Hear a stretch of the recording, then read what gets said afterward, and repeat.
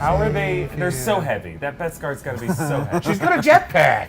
Well, how is the jetpack igniting? I don't know. This is why I'm afraid of the ocean. This is connected to one of the oceans, right? So wait a minute. What? Wait a minute. What are we? What? Ooh, the eye. Oh my god. Oh my God! Whoa! How huge he is. He's a big boy. Damn, boy, he's thick. That's a thick-ass mythosaur. That is huge. Yeah. It's like a clawfish. Good What's gravy. that? Clawfish. What is that? It's like he's huge. It's like the Naboo big thing who Oh, grabbed. There's oh. always a bigger Mythosaur, I guess yes. now. I didn't think those things went underwater. Welcome back to New Rockstars, Mandalorian. Yes. Season 3, Episode 2 just happened, and the Mythosaur is no longer a myth, No. my friends. real. It is a SAR. A and truthosaur. A true eyesore, I would say. Our minds are blown. We feel like Bo-Katan in this moment. All of our dreams are now possible. All of our dreams can come true. Dank Ferrick! What a show! We'll catch you up on it, Hector. Don't Oh, worry. poodoo, I missed it.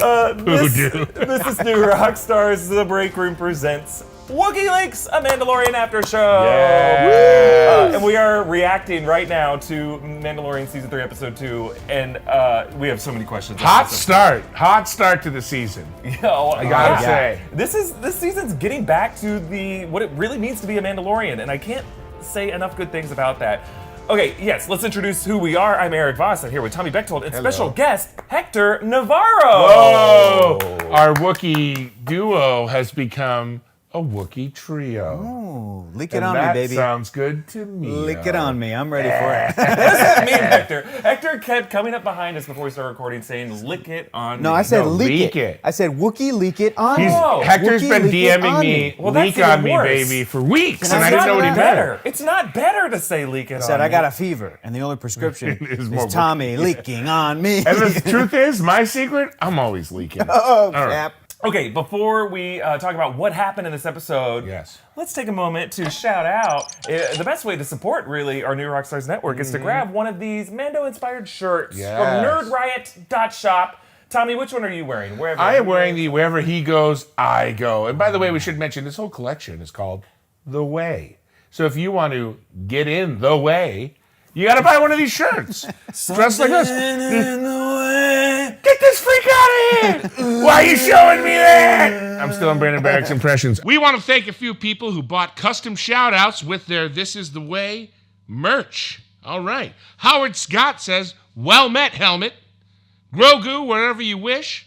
And Lex Mando. Let's talk about what happened on this episode, Yes. guys. It's Boonta Eve. I Whoa. hope you put out your Boonta stockings, because Boonta Claus is near. I don't think that's what it is. What is the difference between Life Day? I've got my head wrapped around Life Day. Yes. I understand. I've read all those stories. I know about the Wookiee celebrating Life Day on Kashyyyk. What is Boonta Eve? Well, let me just give you what I know, and Eric, feel free to chime in if you know. I think Boonta is a holiday specific to Tatooine. And, of course, it kicks off with the Boonta Eve Classic Pod Race. And yes, that is the canonical name of that event, okay? Yeah. So don't write in. And we get to see a little glimpse of that. The We see first a bit of the episode, pod race. right as we come in, there's some pods. That's pod racing, I'm sure of it. Yeah. That's exciting. It's got to be like the football game on Thanksgiving, right? Oh, right. That Yeah, makes sense. so it's I like it. There's a sport to honor it. I think they'll just find any excuse to pod race. They don't Yes. need a festival for it, but like, well, it's Boonta Eve. We must pod race. Well, we also pod race yesterday. It's the festival of the twin suns. We must pod race. There's always a few of those suns in the sky. I don't know. We're just finding excuses to drink, really. Yeah. We've got a Rhodian who has a speeder that has been stripped apart. He goes to Pelimato to get some help. Pelimato's happy to oblige. And why is that? Because she and the Jawas have stripped the thing herself. She's selling the man back his stolen parts. This is such a George Lucas muscle car 60s era story or little plot line. Very, very much, we know George Lucas was obsessed with hot rods, American Graffiti, like you had said before, Hector. I just loved this moment. I thought this was a little homage to George Lucas, a little Easter egg for Georgie. Mando and Grogu land in Pelimato's shop, and they're still looking for that replacement IG memory circuit, which causes Peli to go, okay, Grandpa. So obviously these IG memory circuits have not been made since the days of the Empire. Yeah. You know, when they had to make droids that killed. Question for both of you. Yeah. Does anybody know the fate in canon or whatever of IG-88? Oh, the the bounty hunter from Empire Strikes Back. What happened to it? I don't Did know it at get the top of destroyed? my mind Because why the it had first an thing I IG. thought was, well, the Star Wars galaxy is the tiniest galaxy ever Yes. created. So the one IG unit that he's going to find the thing from is Yeah. going to be from IG-88 Yes. somewhere. Right. And then Mando's going to kill IG-88, pull the thing, put it back in the other one, and then we have Taika Waititi again. Oh, it's then- like a heart transplant. Yeah. Would they have to reprogram the chip, though? Isn't that what got damaged, and that's why he defaulted Yes, to his original but programming? remember, the power of friendship wins all in That's stories. true. So the- IG-11 will remember the friendship he had with Mandalorian. There's a friendship drive that's undamaged inside of his shell. Yeah, we saw and- Big Hero 6. Yeah, exactly. Hector, you couldn't be more correct about the droid. Thank you for hugging me. That felt so good. About the small universe, because Pelly convinces Mando to take R5D4, a droid that has been through it all, from self-sabotage. R2D2 convinced R5D4 to blow his inhibitor chip in A New Hope so that R2D2 could go with Luke. This guy, this little droid. His inhibitor Has seen chip? it all. Wait, so you're saying... I thought it was a busted motivator first. Busted motivator. You're No, right. it was an inhibitor chip, and then he lost all his inhibitions. No, then it's an R2D2 whispered to R5D4, According, your life is not worth living. if we trust Wikipedia, powered by fandom, which is when I read my oral history or read my oral history, Written when history. I written history of R5D4, Yeah. R2D2 beeped at R5D4 and caused him to go. So there you go. The rest is history. Mando says, "Sure, it's Boot to Pod Eve. We're race. getting it for half price." That's our cold open, baby. That's not even the episode. Guess what happens in the episode? We head to Mandalore. And it's not a pretty sight, guys. I'll be honest. I love it. I love that he also gives Grogu a tour right before he's like, okay, so before we go here, there's Calavela, there's Concordia, and then that's Friendship Island. Yeah. And we'll all go there at the And end of this. But it's like, yeah, it's kind of like, hey, here's the shitty city, and we moved out to our suburbs so That's we can right. have backyards and just live with people who look like us. Grogu's like, where are the Fucking fireworks? racist. That other planet had fireworks. And he's like, we don't have fireworks on Mandalore. We have Well, light. they do. They just are mushroom cloud shit. Yeah, they're fusion bombs. Their planet is fusion bombs, which Too have created soon? a beautiful. We don't know what the timeline was. I mean, we all look in awe at insects frozen in amber, but yet this entire planet is basically frozen in fusion bomb green amber, which is, and we're all negative about it. The air might be toxic. No, this is fusion bomb erasure. The fusion bombs made it beautiful. Where are you going with this? Oh, that's your final? Yeah, that's my no, thesis. Nope.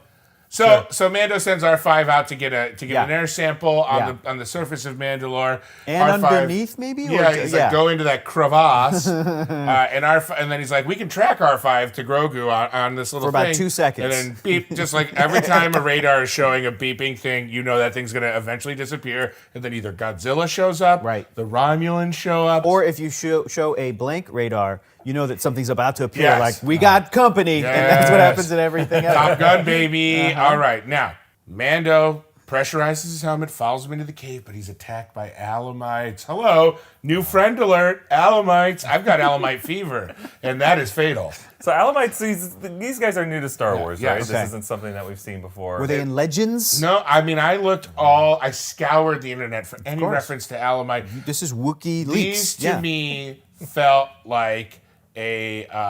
Ralph McQuarrie? These felt like Banksy. McQuarrie originals to Yes. me. They did These feel felt, like These McQuarrie. felt Yes. like Ralph McQuarrie originals to me, and I wonder if if someone's last name was like Alome or something like that. They're like, we'll call them Alamites.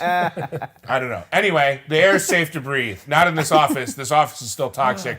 But on the planet, in Mandalore, the air is safe to breathe. So, rumor number one about Mandalore debunked. A lot of rumors debunked in this episode. right, yeah. Not The cursed. air is safe to breathe, folks. Yeah. So Mando and Grogu head into the Well, Civic Center, and is there that- is no monster truck rally, which to me means it's not a true Civic Center. Is that rumor, is that like a thing that is explicitly stated, or is it like the rumor is that Mandalore is cursed, Yeah. so then therefore somebody extrapolated then, oh, it's got to be poisoned That's a from great the... point. Mando in season 2 told Bo-Katan and Nax Woves and Cosca Reeves, Yeah. like, that place is toxic. He used the term like Oh, poison or toxic. okay. But it's interesting that there was a reversal in episode 1 of this season. He was the one telling Bo that it wasn't dangerous. Oh yeah, because as soon as it benefits his life, he's like, I'm gonna break the rules. It's all propaganda. But this is a great mirror to our society and how things work and how different like legends and myths about like this place, don't go there, that place is cursed. That's true. And people have all different reasons why it's cursed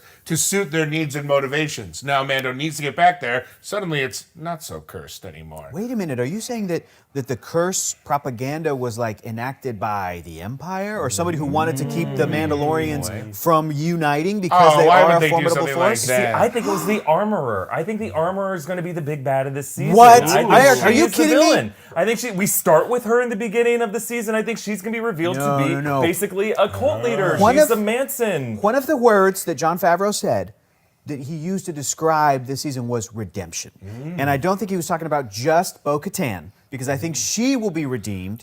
I think Katie Sackhoff is so charming that you're not going to have her be the full villain for forever. Like, let her be somebody who can kind of have that arc, right? But I also think that the Armorer, Paz Vizsla, that entire clan are basically going to see, not to put down religion, the error of their ways when they look at the example of Bo-Katan, when they look at the example of their history and the legacy of the Mandalorians. I mean, you were bringing up an amazing point during the live stream that I watched this morning when that kid in episode 1 was doing the oath. When did the Meth Gator attack, Eric? When did it attack? Meth Gator, written by our friends Lauren Pritchard and her husband Joe. Woo! Well, coming from Florida, the Meth Gator attacks when you least expect it to, which is at all times. Should be more often. The amount of times Meth Gator hits.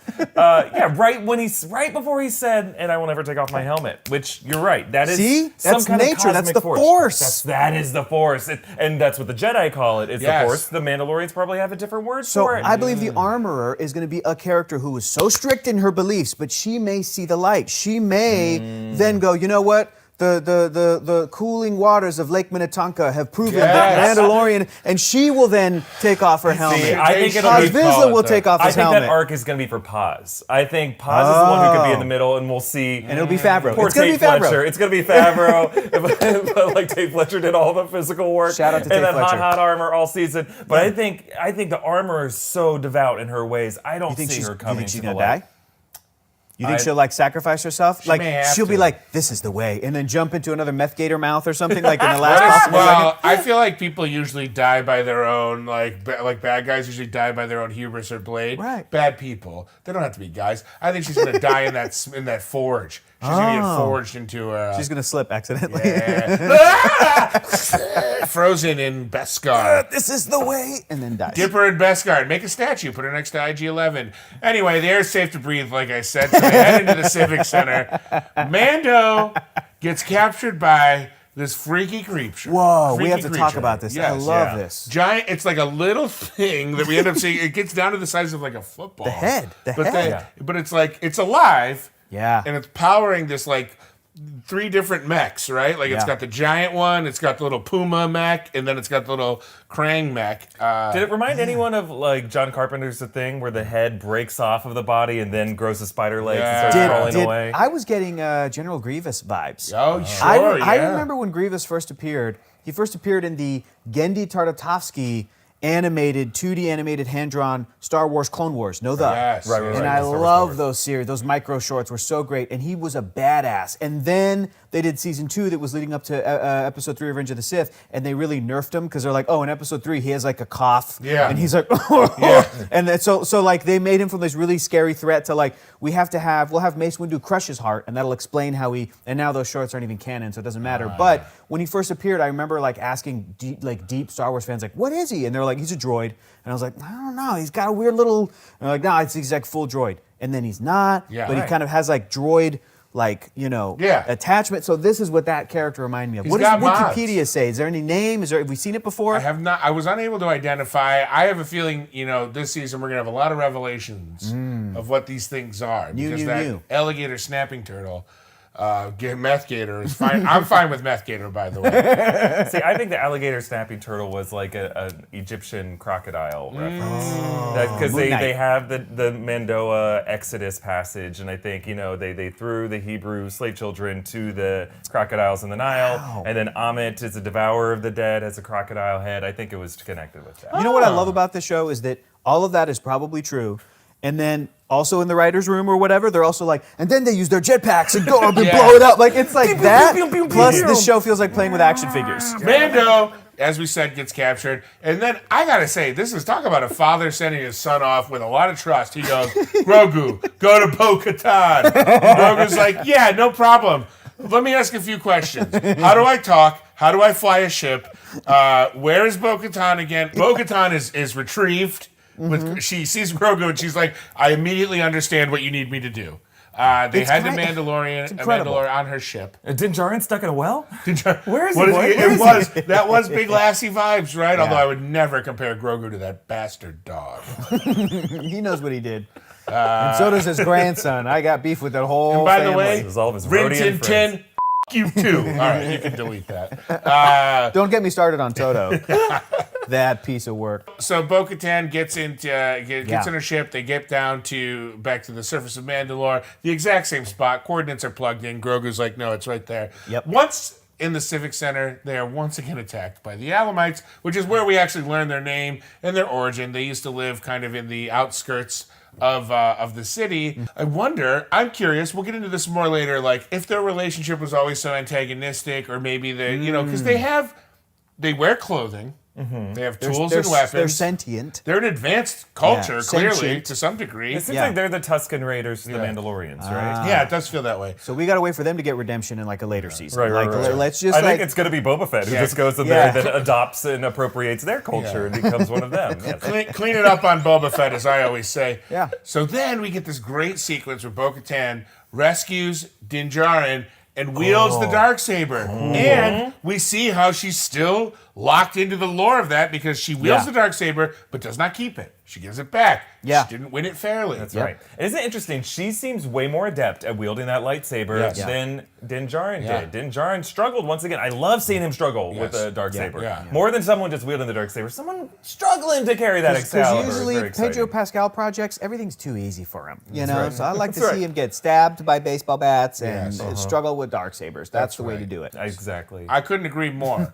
So then, finally, the moment we've been waiting for, Bo-Katan takes Din and Grogu to the mines where they find those sweet, sweet living waters and a fun commemorative plaque. Who doesn't love commemorative plaques letting you know where you are? I like that even on Mandalore, it's a little bit like a prairie museum in Kansas where, like, on this site, Abraham Lincoln gave an address. Oh, that plaque. Yeah, you're right. George Washington got tea here. Yeah, that's right. Did anybody get Disneyland vibes? So I'm like, Oh, who wrote bit, that? Like yeah. Walt Disney and the little archways you go You for push all a button and who they're enter like, here, be they "Welcome." Mandalorians or young at heart. Welcome to the living waters.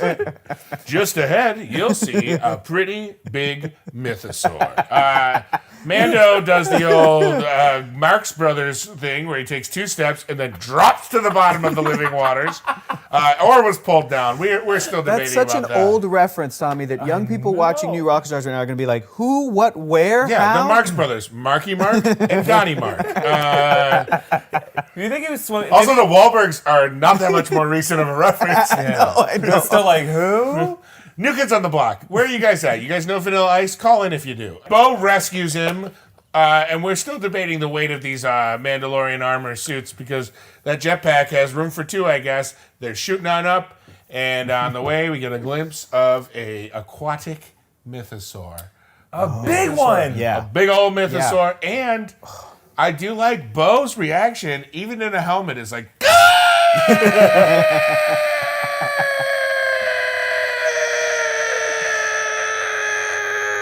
and pretty incredible. Mythosaur confirmed. What do we know, gentlemen, about the Mythosaur? What is Wookieeleaks? What can we learn? The Mythosaur, the sacred beast to the Watch and to all Mandalorian people. Yeah. They were untamable, considered untamable apex predators on the planet of Mandalore until Tar Vizsla. was able to tame them and ride them. And then those ancient Mandalorians following his stead were able to ride the Mandalore beasts as mounts, trusting them as one does with their horses or rancors. Yes, or rancors if you're Boba. So yeah, it's considered an untamable beast, and then they're like long gone. As many things are, but no, one has stayed. I don't know how. What is it feeding on? Like what is the ecosystem of the Mines of Mandalore? Is it just Almites? eating Almites? I don't feel like he could sustain himself on Almites, and they wouldn't go anywhere I don't near know. that They cave. look like good eating. Like that wanna eat meat an falls Alamite. right off the bone. You get that Slow over a roasted nice- Almite at Ooh. Galaxy's Edge next year. Yeah. But then there's this important kind of prophecy, right, to the Mandalorian people Right. that the ones who first see a returning Mythosaur. Wait, I'm sorry. Say that again. We were talking earlier about the Mythos, like the first Yeah, that- Mandalorian to a Mythosaur to present himself to a Mandalorian. Yeah, that will mean a rebirth of the Mandalorian people. That means a renaissance of their culture. They're coming back. That is the herald of it's time for Mandalore to get its groove back. Where's Whoopi Goldberg? We're getting it going here, guys. We're getting the gang together. So did Din Djarin also see it? I imagine yes, or was Din like knocked unconscious at the bottom of the ocean that's a good floor? question. See, I think he was incapacitated. Okay, so you think this is for Bo? You think Bo-Katan is going to be the leader? And I think that's why they include that line earlier of "I'll pressurize my helmet," and then Yeah. after he realized that the air is clean, he depressurized his helmet. And then when he went down there, his helmet was no longer pressurized because he didn't expect to drop. So I think that rapid descent probably knocked him out. He probably went unconscious. Yeah. Bo-Katan lifted him up. It just seemed like he wasn't helping at all. Yeah, She's yeah, like, yeah. "Come on." You're right. You're right. He was Swim, out. kick your legs a bit. Yeah, he was I think knocked out. she saw it. That was a moment for Bo because she was the non-believer at the beginning of this episode. Yeah. And I think this was a moment to kind of empower her. Like, he won the Darksaber from Moff Gideon in rightful combat, but it's a sword and it's a responsibility he doesn't necessarily want. I think the fact that she's still able to wield the Darksaber successfully and see the Mythosaur, this was a hero moment for Bo-Katan. I think this was an empowering episode for her, and this is like what's going to light a spark under her ass to challenge him for the saber. We talked about R5D4's motivator, Yeah. but now the Mythosaur is Bo-Katan's motivator. Well, this is great, guys. We've jumped the gun a little bit here because that is actually our first question, guys. Oh, yeah. Well, how- we answered it. I think we can explore it a little more. I'm comfortable. How the Fett, to do a throwback to an old Wookieeleaks call, how the Fett will seeing the Mythosaur motivate Bo-Katan's next move? Now, I theorized in great last question. week's episode Yeah. that I thought Bo-Katan was playing possum a little bit. I thought she was kind of like, my people are all gone. You should go lead them. I don't care. To kind of make Din Djarin underestimate her because eventually she's going to still try and get him to get that sword. This episode kind of made it seem like, no, she might actually really be that nihilistic Yes. up until the point where she saw the Mythosaur. We know the only way she truly believes she can earn that Darksaber back is to defeat Din Djarin in combat. Right. He can't hand it over to her. She has to believe, in her mind at least, that he's trying to win. Right? Mm-hmm. So do we think that's coming? Will she attack him unawares? Is she going to attack him and put his life in danger? And if that happens, won't Grogu just kind of like her with his force? Great That's question. what I think.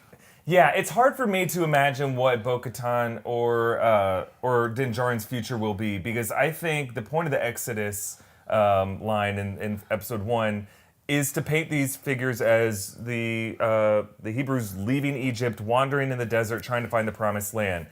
And the thing about that wandering is that Moses didn't survive to make it into the Promised Land. Whoa. And there's various interpretations over why he didn't make it, but I always grew up with the teaching that because it's like a generational thing, that we have to forgive the prior generation of their sins, of their imperfections, and that every successive generation has to get morally better and work our way towards better moral purity. And that Moses, as someone who was there during the plagues of Egypt, was not pure of heart enough to see that promised land. And so Joshua led the Hebrews into the promised land. And I think Grogu represents the Joshua, even though Grogu is a Moses figure, a bastard in a basket. I know, it's not perfect, it doesn't line up perfectly. But I think Grogu is the next generation. So I don't think Din is the Bo-Katan- Moses. Yeah. Din is the Moses who, will definitely lead at some point. I just don't know how Bo-Katan fits into it because she's had too much of a mixed track record. I think the natural like the- successor is the she's- Mandalorian Jedi, and I think Grogu is the Tar Vizsla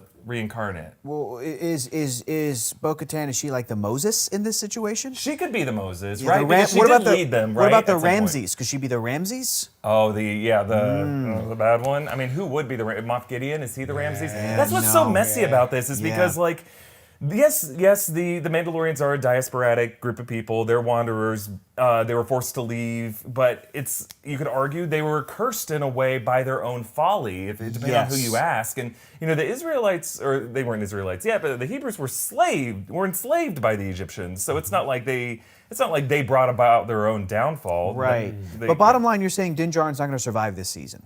I think Eric Voss says. I think he'll survive it. I just don't think he will be, by the end of the series, the one to lead. To lead the. And we already know Favreau's got season 4 is writing it, right? Like he said, it's either in process or finished. Yeah, but didn't he also say like he doesn't really have an end game in mind for this show? He's just going to let it keep going. Let's get into that. Is he being truthful, or is he just kind of playing his cards a little close to the vest? Oh yeah. Yeah, I mean, I'm fine with either. You know what? What? It's a mystery that we're all going to have to sleep on. And speaking of sleep on, well, we can't all visit the living waters of Mandalore to cure what ails us. We can get a good night's sleep.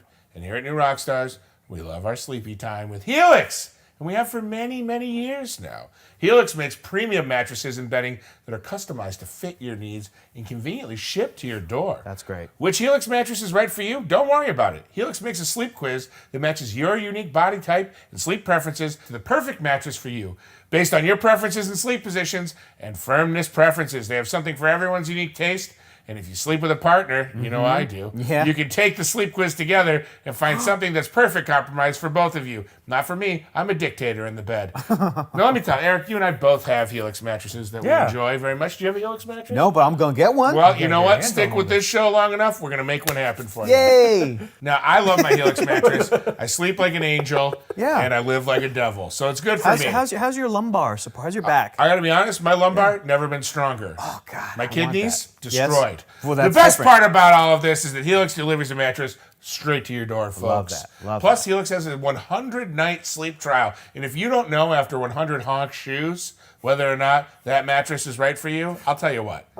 They'll give you a full refund, and you got to be a little more decisive in your life. 100? Helix Mattress has a 10-year warranty. That's a decade. That's 2.5 presidential terms. That's 2 summer games, 2 winter games, and either a summer or winter games, depending on when you buy it. That's a whole DC reboot right That's there. true. An entire DC universe. That's a cinematic reboot planned out. Helix, like I said, they have a 10-year warranty. They offer financing options and flexible payment plans, so a great night's sleep is never far away. I love my Helix, baby. And I think you would too. Wow, look at this. Oh Look my at this God. back. Ooh. Guys, Look at it's the lumbar solid. support. And if you're looking for a new bed, check out Helix. You can click the link below or go to helixsleep.com/breakroom to get 20% off your Helix mattress plus 2 free pillows. That's helixsleep.com/breakroom. We also want to thank Factor for sponsoring this episode of The Break Room Presents Wookieeleaks. Power up for springtime with Factor, America's #1 ready-to-eat meal kit. Get nutritious, chef-prepared meals delivered straight to your door, leaving you time and energy to tackle everything on your to-do list. Look and feel your best in time for warmer weather with calorie-smart meals around 550 calories or less. That's incredible. Too busy to cook? Well, with Factor, skip the trip to the grocery store, skip the chopping, skip the prep, and skip the cleaning up too. Factor's fresh, never frozen meals are ready just... Wow! Factor's fresh, never frozen meals are ready in just 2 minutes, so all you gotta do is heat and enjoy. Factor has delicious flavor-packed meals to help you live the fullest. Choose from keto, vegan, and veggie, calorie smart, and protein plus options on the menu each week. Prepared by chefs and approved by dietitians, each meal has all the ingredients you need to feel satisfied all day long. With 34 chef-prepared, dietitian-approved weekly options, there's always something new to try. Enjoy meals any time of day with breakfast options like egg bites, smoothies, and more. Plus, replenish your snack supply with an assortment of 45 add-ons. Get Factor and enjoy clean eating without the hassle. Simply choose your meals, enjoy fresh, flavor-packed meals delivered right to your door, ready in just 2 minutes, no prep, no mess. Let me say something real quick here, Eric, if you don't mind. I want to give a personal anecdote about this. Me and 2 of my buddies, Chris and Mike. Chris's last name was actually Michael, so it's Chris, Michael, Mike, and Michael. We're doing Hot Boy Summer Training, and we're using Factor to help us get in shape. Hot Boy Summer Training, we got 3 months till summer, roughly, maybe a little more. And we're going to get those beach bods. And by the way, beach bod doesn't mean you have 0 body fat. Beach bod is whatever body you have, as long as you throw it on some sand, okay? Speak on it. All bodies are fine. No need to comment on mine in these YouTube comments, guys. I know what I look like. It's fine. Eric, How can we get these sweet, sweet factor meals? Well, all you got to do is you head on over to factormeals.com/breakroom50 and use a code breakroom50 to get 50% off your first box. It's code breakroom50 at factormeals.com/breakroom50 to get 50% off your first box. Holy cow. All right, guys. It's awesome. Let's get back into this. Okay. Bo-Katan mentions the Jedi and Mandalorians Yep. have worked together in the past, fought side by side. Is there a chance? In both you guys can say maybe I'm a little out of my mind here. Could we see a live action Clone Wars flashback in this series? Tommy, what happened at the end of season 2 of this show? What happened? Who arrived? Who showed up? Okay, I'm gonna have to remember. Luke Skywalker. That's right. Yes. Played by whom? Mark Hamill. Yeah, pretty mean, much. and a stand-in Debatably. and And a other bunch of artists. technology and all the artistry, and that's all amazing. But altogether, the package was Mark Hamill was on some kind of payroll, right? Yeah, that's true. And credited. Who did they just get on the payroll to produce the show called Obi-Wan Kenobi? Ewan McGregor. Cad Bane. Cad No, Bane. no, I mean, yeah. Ewan McGregor. He is right there. Hayden Christensen. That's what I'm saying. He's into it. He likes being in Star Wars again. Now, what's likelier, that we see an Obi-Wan Force Ghost talking to Grogu, or we see a de-aged Ewan McGregor to the Clone Wars? I guess he wouldn't even need to de-age him. Just give him a nice haircut and clean shave the guy. Let me throw this your way, Eric. What about if we got not just an Obi-Wan Kenobi de-aged Ewan McGregor, but there was an actor hired to play Duchess Satine? I think that's the way to right? go. That's the way to go. Because you could even just do they're both girls, braiding each other's hair or something like that. Right. In these same halls, if these could. if these sharply angled walls could talk, Like a flashback to Bo-Katan's childhood, and they're both like the sisters from Frozen. Yes. You could do that, but to have do you want to build a snowman? Yeah. No! come on, End of Satine. episode. But to have Ewan McGregor actually act opposite an actor who's portraying a character that in the Clone Wars and in the Star Wars story was a very significant relationship to one another.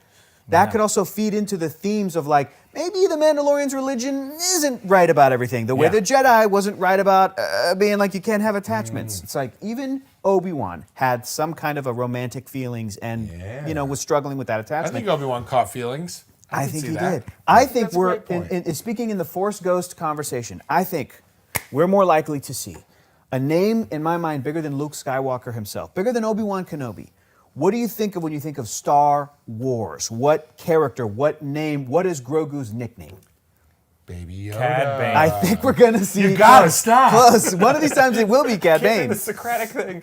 I think we're going to see a Force Ghost, Frank Oz voiced puppet of Yoda. Oh my meeting God. and conversing with Grogu. That's got to happen at That's some point. it's gonna. That's the only thing I can think of that could like top the season 2 reveal of not Plo Koon but Luke Skywalker. Wow. Well, we know we're going to get to Yes. Order 66. That was a good, much better review. Wow, didn't mean for this to sound sarcastic. Sorry. I was going to say, Order 66 we're going to get to it at some point. I don't Yeah. know what episode, though, is going to trigger that memory, Yeah. right? Because right now we aren't concerning ourselves with the Jedi history at all. Are you about to say what I think you're about to say? Cad Bane. No. No. Oh, rule of 3, that's good. Oh, yeah. That Yoda saved Grogu. Oh! He could have. He was still getting off of Dagobah, though, at the moment. Depends how much time he right. needed to get from Dagobah But didn't to... he go fight Palpatine in the Senate?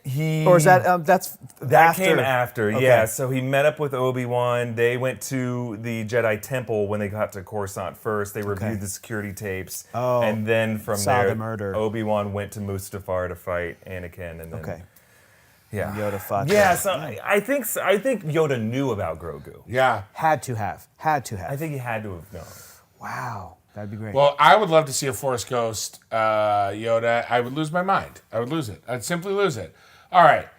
Do we think Din Djarin completed his redemption?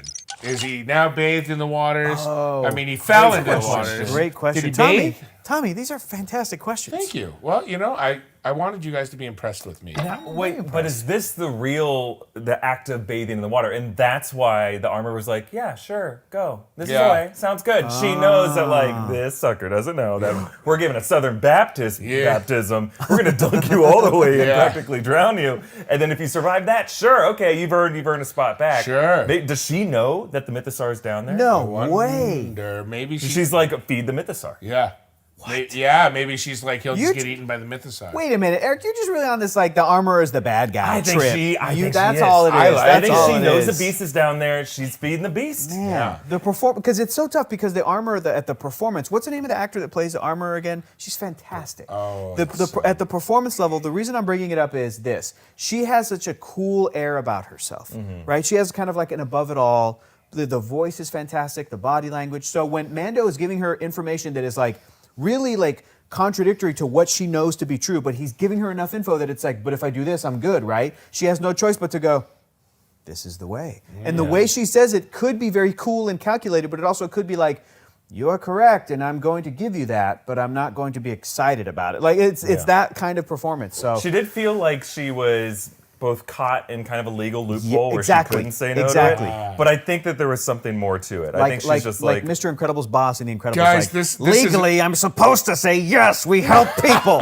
What about our people, Bob? This is an incredible moment for me. I'm getting a psychic blast. Emily Swallow is the name of the actor Whoa! who plays the armor. Bro, who psychic blasted you? Can't Gene believe Grey from the X-Men arcade over there? I think it was Baby Yoda.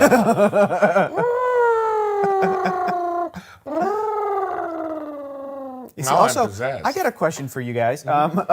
Is Baby Yoda gonna speak this season? Is Grogu gonna speak? He did say Peli, right? And he keeps like vocalizing things. I mean, she read it as Peli. I think it was like, yeah, that's what I thought it was. It's getting there. And there was a moment where it sounded like he said, in response to something Din said, that he said like, okay, and he said, ato. Yeah. And it was the cutest thing ever, and I wanted to punch my screen and eat a baby. It was so cute. Yeah. So he said, ato. I want his first words to be dad. Oh my gosh. I want it to be dad. Love you, Dada.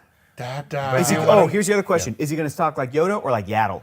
Oh. Because I'm all about the Yaddle gang. Yaddle gang, rise up. Yaddle, voiced by Bryce Dallas Howard, speaks what we would consider normally, which I think is the best thing to be revealed in Star Wars in years. Is that and it's Yoda like, Yoda is just like a cool weirdo. Because Yoda speaking the way he does, still being the smallest, still being the most powerful Jedi ever, is this great, like, it's such a leap, but I'm like, maybe if there were young kids watching Star Wars that have like trouble with speech impediments or nonverbal or processing. I'm like, here you have Yoda, a character who is literally an example of like, it doesn't matter. Like the way he communicates is so cool and unique and funny, but not what we would consider normal. Here's Yaddle. It just sounds like Bryce Dallas Howard. Now here's an even further thing. We know so little about this race of aliens. They don't even have a name, right? Do you think we're going to get the name? What if it's their second language? What if English or whatever is their second language? And that's why Yaddle is way better at learning it, and Yoda is speaking it in a fragmented, misplaced words because he doesn't. He was homeschooled, and then Yaddle went to the public. Yaddle went to the or like Yaddle grew up in the Star Wars galaxy in Coruscant, like from a younger age, and Yoda's like, I didn't meet anybody until I was about 400. Is there any? And I grew up in the galaxy south. Is there any answer to what the name of Yoda and Yaddle's species is that is going to be satisfying? They're going to be like, it's called Harhu, and everyone's going to be like, this sucks.